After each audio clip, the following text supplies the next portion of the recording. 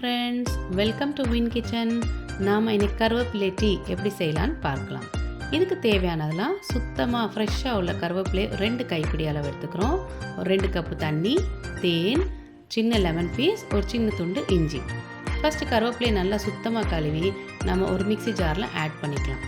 இதை நம்ம கோர்ஸாக கிரைண்ட் பண்ணிக்கிறோம். இது ரொம்ப நைஸாக அரைக்கணும்னு தேவையில்லை. ஒரு பாத்திரத்தில் 2 கப் அளவு தண்ணி ஊற்றிக்கிறோம். தண்ணி கொதித்தவுடன் இந்த கருவேப்பிலை பேஸ்ட்டு நம்ம அதில் போட்டுருவோம். அதுலேயே ஒரு சின்ன பீஸ் இஞ்சியும் ஆட் பண்ணிக்கலாம். இது நல்லா கொதிச்சதுக்கப்புறம் இதை கிளாஸில் ஸ்ட்ரெயின் பண்ணிக்கலாம். ஸ்ட்ரெயின் பண்ணதுக்கப்புறம் இதில் லெமன் ஜூஸ் கொஞ்சம் ஆறினதுக்கப்புறம் லெமன் ஜூஸ் ஒரு 2 ட்ராப்ஸ், தேன் தேவைக்கேற்ப ஊற்றி இதை சர்வ் பண்ணிடலாம்.